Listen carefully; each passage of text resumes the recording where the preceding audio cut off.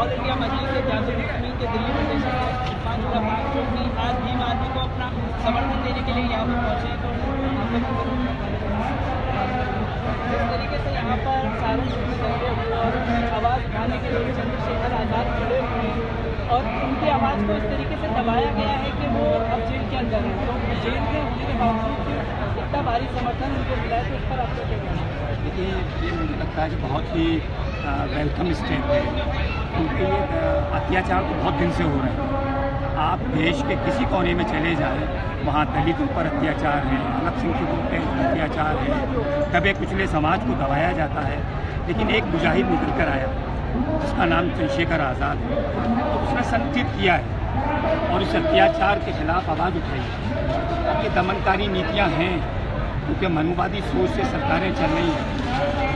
जब इलेक्शन होता है तो चुनाव में नारा होता है कि व्यवस्था परिवर्तन होगा, सिर्फ सत्ता परिवर्तन होता है, व्यवस्था परिवर्तन नहीं होता। उसी की देन है कि व्यवस्था वही है जो व्यवस्था दमनकारी है, दबाकर कुचलकर लोगों को रखना चाहती है, जिनकी बड़ी तादाद है उनको वंचित रखती है, सरकारों से वंचित रखती है, मुट्ठी पर लोग सरकार चला रहे हैं।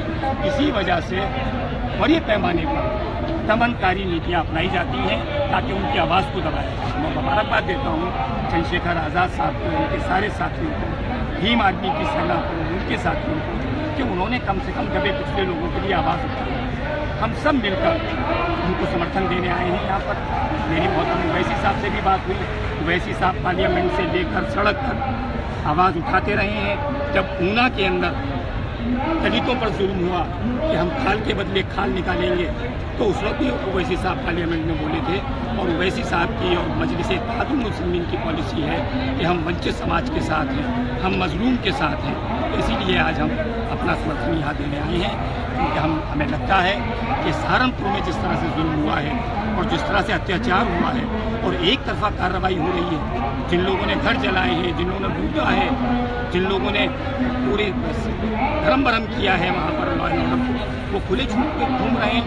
और एक नौजवान जो वकील भी है, पेशे से वकील है, जो लॉ जानता है, कानून जानता है, संविधान जानता है, जो संविधान की रक्षा करना चाहता है, बात जेल में है। ये कैसा अन्याय है? इस अन्याय के खिलाफ हम आगे और इस तरीके से जोर देगी कि भीम आर्मी देखिए, हमारा पहला प्रोग्राम ये है कि हम शब्बीरपुर गांव और दूसरे गांवों में जाएंगे जहां जहां ये अत्याचार हुआ है। हमारा एक डेलीगेशन बहुत जल्द रमज़ान के बाद वहां जाने वाला है। उसके बाद हम बैठकर बात करेंगे और हमारी पूरी कोशिश होगी कि हम कोऑर्डिनेट करके एक संवैधानिक तरीके से, एक डेमोक्रेटिक अंदाज में अपनी बात को कहें। जब तक हम अपनी सड़कों पर बात निकल कर नहीं आएगी, लोगों तक बात नहीं पहुंचाएंगे, जब तक ये मानने वाले नहीं हैं। जमहूरियत में, लोकतंत्र में सर गिने जाते हैं। उन सरों की ज़रूरत है इसको कि वो सर निकल कर आएँ, सड़कों पर आएँ, अपनी बात रखें, ताकि ये दमनकारी नीतियाँ करने वाले लोग जो मुट्ठी पर हैं, ये जेलों में जाने चाहिए। और जिन लोगों के पास वोट है, जिनके पास ताकत है, जो मेहनतकश लोग हैं, उनके हाथ में सत्ता आनी चाहिए। इस तरफ हमारी कोशिश होगी। जब से योगी और मोदी सरकार आई है, तब से दो कम्युनिटी का दबाया जा रहा है, एक मुस्लिम समाज हो गया और दलित समाज हो गया। उसके बारे में देखिए, ये तो काफ़ी अरसे से हो रहा है, लेकिन अब ये चरम सीमा पे है और उन्हें पूरी छूट मिल गई है। पहले पसे पर्दा करते थे, पर्दे के पीछे से काम होता था, अब खुलेआम हो रहा है सड़कों पर। किस तरह से गौ रक्षा के नाम पर किस तरह से जुल्म हो रहा है, किस तरह से अत्याचार हो रहा है। कई सौ लाख करोड़ रुपए का एक्सपोर्ट होता है, उसे बंद करना चाहिए। सारे 5 स्टार होटल के अंदर बीफ सप्लाई होता है, उस पर नजर नहीं जाती है, उसको बंद करने का काम नहीं होता है। लिहाजा हम भी खिलाफ हैं इसके कि गौ रक्षा होनी चाहिए, लेकिन गौ रक्षा के लिए इंसानों को तो आप मत मारिए, इंसानों को तो कत्ल मत कीजिए, इंसानों को तो आप परेशान मत कीजिए।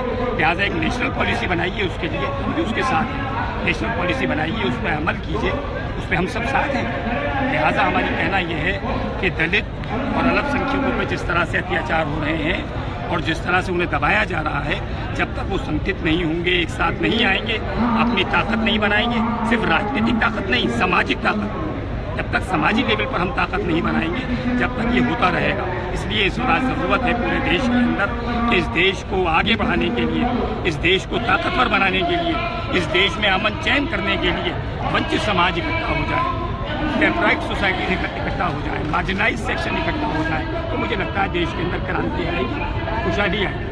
जिस तरीके से दलित और मुस्लिम समाज पर प्रचार हो रहे हैं, चंद्रशेखर आज़ाद आंदोलन, तो आने वाले हम समय में देख सकते हैं कि असदुद्दीन ओवैसी आकर के कुछ इस तरीके के ओवैसी साहब तो हमेशा निकल कर आए हैं। ओवैसी साहब ने पार्लियामेंट में हमेशा इन सवालों को उठाया है और वो अपने मैनिफेस्टो में भी रखते हैं। जय भीम का ही नारा है हमारी पार्टी, जय भीम का नारा लगता है हमारी हर सभा में।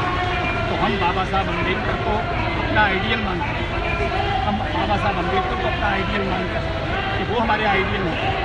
सलाउद्दीन ओवैसी साहब हमारे आइडियल हैं, सुल्तान सलाउद्दीन ओवैसी हमारे आइडियल हैं। इन दोनों को हम आइडियल मानकर मजलिस इत्तेहादुल मुस्लिमीन की अपनी पॉलिसी को फॉर्मुलेट करते हैं और उसी तरह बीच में जा रहे हैं लोगों के। हमारी पूरी कोशिश है, असदुद्दीन ओवैसी साहब की पूरी ख्वाहिश है कि किसी तरह से वंचित समाज, दबे कुचले लोग इकट्ठे हो जाएं, एक मंच पर आ जाए और साझा कार्यक्रम बनाकर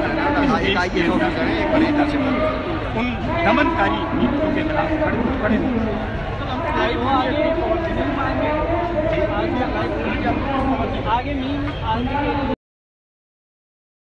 अभी तो हमारी पहली मुलाकात तो शुरू से हुई है। हम अभी बैठेंगे क्योंकि उनके प्रेसिडेंट चंद्रशेखर जी के जेल में हैं और अभी मेरी बात हुई है कुछ लोगों से, हम लोग बैठ रहे हैं और एक साझा कार्यक्रम अगर बनता है तो उस पर अमल करेंगे और दिल्ली के लेवल पर जो भी हम मदद कर सकते हैं, जो दिल्ली प्रदेश MIM है और मजलिस इत्तेहादुल मुस्लिमीन है, वो यहाँ पूरी तरह से मदद करेगी और हम दिल्ली में उनके साथ रहेंगे, उनको हर लेवल पर साथ रहेंगे, संघर्ष में भी साथ रहेंगे, सड़कों पे भी साथ रहेंगे और जिस तरह से चाहेंगे हम वो योगदान देंगे।